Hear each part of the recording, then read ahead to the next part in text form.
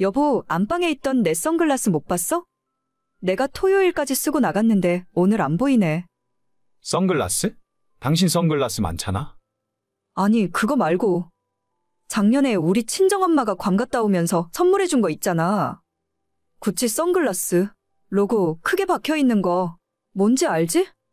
아, 그거? 당신 그거 쓰는 거였어? 이제 안 쓰는 줄 알고 어제 내가 분리수거하면서 내다 버렸는데. 무슨 헛소리야? 요즘 외출할 때 맨날 쓰고 다녔는데. 내 허락도 없이 맘대로 내 물건 내다 버렸다고? 지금이라도 그냥 솔직히 말해.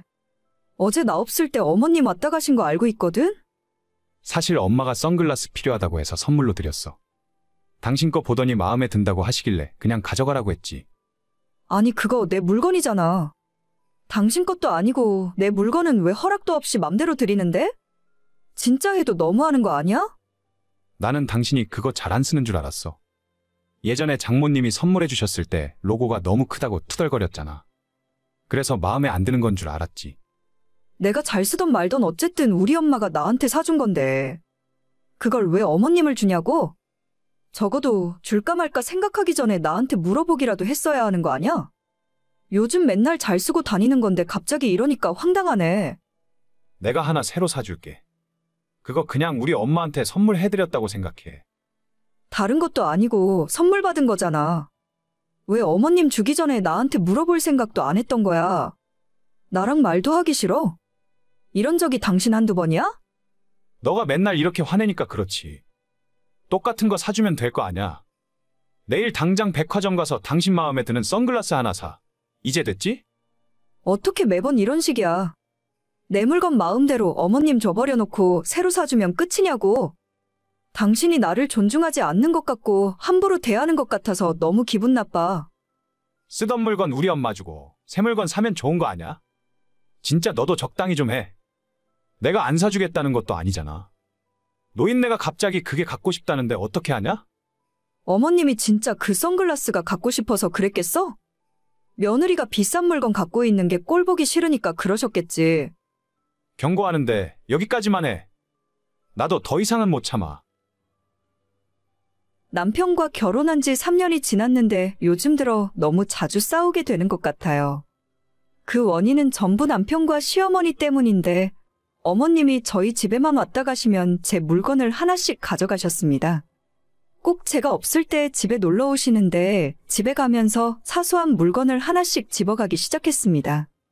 처음에는 제 화장품 샘플이나 냉장고에 보관하던 마스크팩 같은 걸 가져가셨는데 어머님이 도벽이 있는 줄 알고 깜짝 놀라서 내색하지 않았어요. 어차피 그리 대단한 물건도 아니었고 몇 번 저러다가 말겠지 싶었는데 제가 새로 산 가디건을 훔쳐갔을 때는 상황이 심각한 것 같아서 남편에게 이야기할 수밖에 없었습니다. 근데 여기서 한번 제가 놀란 건 어머님이 마음대로 훔쳐간 게 아니라 제 남편이 어머님 가져가시라고 허락을 하고 있었더라고요. 몰래 훔쳐가는 것과 남편이 알면서도 눈 감아주고 있던 것은 완전 천지 차이였어요. 제가 왜 그걸 가져가게 놔뒀냐고 물어보니 자기가 그냥 똑같은 거 하나 사주겠다는 황당한 대답이 돌아왔어요. 남편은 매사에 항상 이런 식이었습니다. 어머님이 달라고 하면 제 물건을 맘대로 줘버리고 뒤늦게 제가 뭐라고 하면 똑같은 거 사줄 테니까 화내지 말라고 합니다. 물건이 비싸고 싸고를 떠나서 이런 남편의 태도 때문에 괜히 제가 쪼잔한 사람이 되는 것 같아서 너무 스트레스를 받았어요. 내 서재에 있던 컴퓨터 어디 갔어? 당신이 어디로 치운 거야? 아니, 난 모르겠는데 그걸 왜 나한테 물어? 아침에 출근하기 전까지만 해도 컴퓨터가 있었는데 갑자기 없어졌잖아. 뭐야, 나 이런 장난 싫어하니까 빨리 이야기해. 어디에 숨겼어? 숨긴 거 아니고 그냥 내다 버렸어. 당신 컴퓨터가 너무 오래된 것 같고 요즘 잘 안 하는 것 같길래 안 쓰는 건 줄 알았지. 무슨 소리야? 나 퇴근하면 매일 컴퓨터 붙들고 사는 거 몰라서 그래. 내가 당신 선글라스 엄마 줬다고 일어나 본데.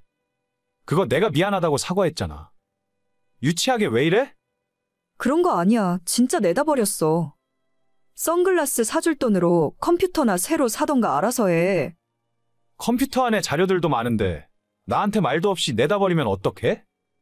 어디에 버렸는데? 내가 가서 찾아오던지 할 테니까 어디에 몇 시쯤 버렸는지 얘기해. 사실 안 버렸어.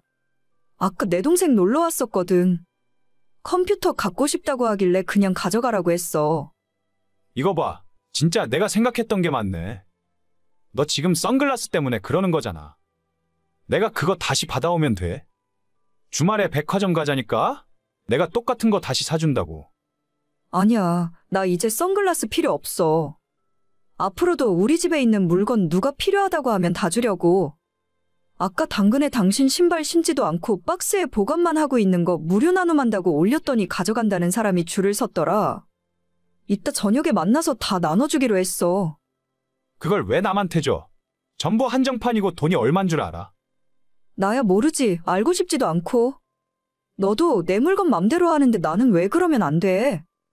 어차피 맨날 박스에만 쌓아두고 신고 다니지도 않잖아. 그냥 사람들 나눠주면 잘 신고 다니겠지. 그건 절대 안 돼. 내가 결혼 전부터 모은 거란 말이야. 하나라도 건드리면 가만 안 둬. 그거야 당신 사정이고. 옷장에 있는 당신 옷들이랑 게임기도 내 동생 줘야겠다. 뭐 또 안 쓰는 거 있어? 내가 다 처리해줄게. 그거 다 쓰는 거라고.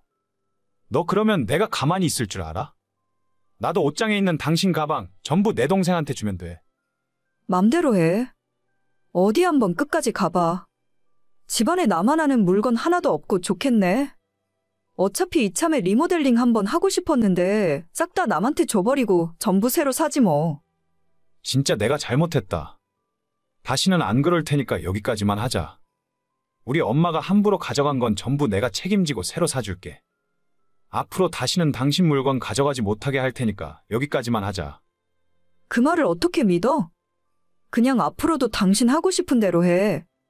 내 물건 전부 어머님한테 줘버려. 아니야, 내가 한 번만 더 그러면 진짜 성을 간다. 그냥 당신 아들 할게. 진짜 다시는 안 그럴 테니까 한 번만 용서해줘.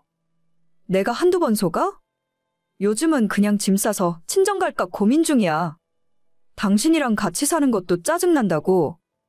알겠어, 내가 진짜 잘못했다. 이제 절대로 안 그런다니까. 엄마한테도 내가 확실하게 이야기 잘할게. 마음 같아서는 컴퓨터를 포함해서 남편이 아끼는 물건을 싹 다 남한테 주고 싶었지만 마지막이라는 생각으로 한번 참았습니다.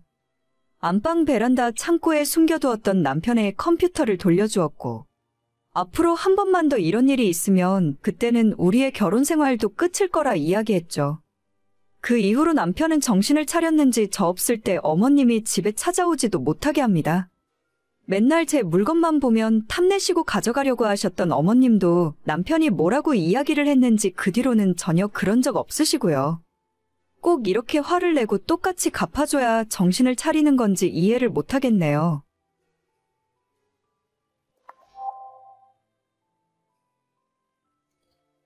얘, 너는 내가 하는 말이 말 같지도 않니?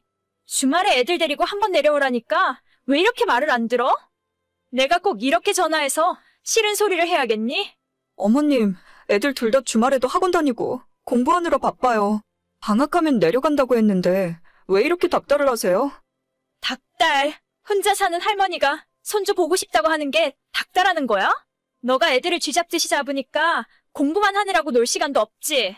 학원만 보낸다고 부모 역할을 다 하는 것 같냐?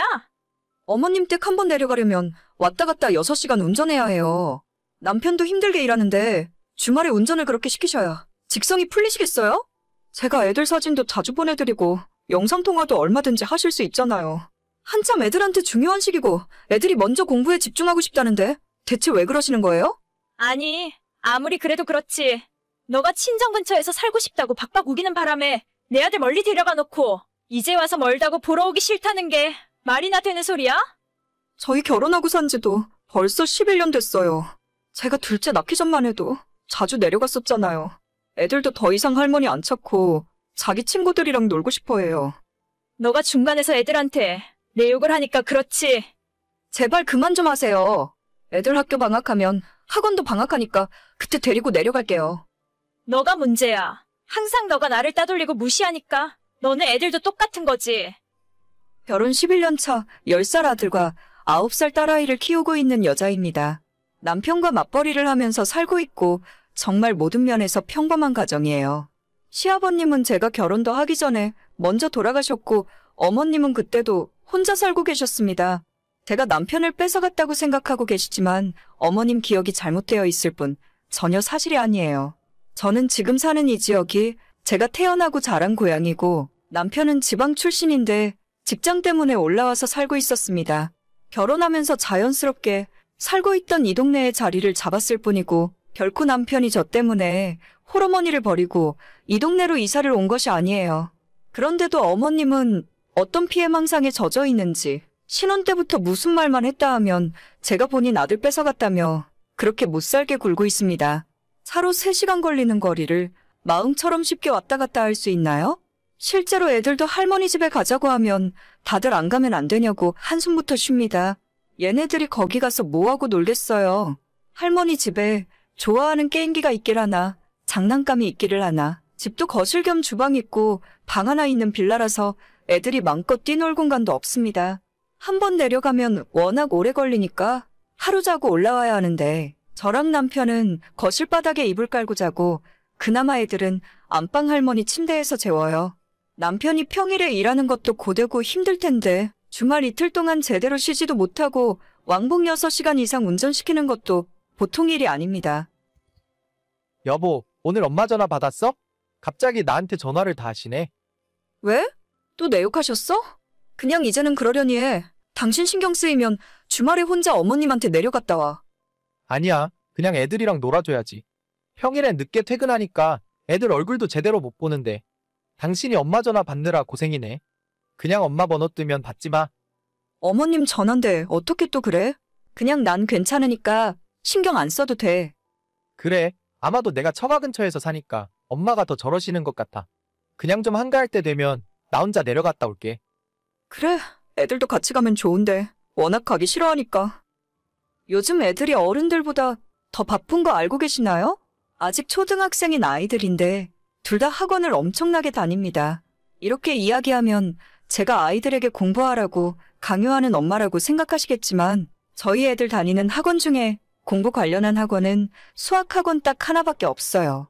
그것도 애들이 자기 학교 친구들은 다 다니는데 왜 나는 안 보내주냐고 해서 등록해줬습니다. 그 외에는 축구교실, 태권도 학원, 수영을 다녀요. 둘째는 얼마 전부터 수영 대신 피아노 배우고 싶다고 해서 피아노도 가르치고 있습니다.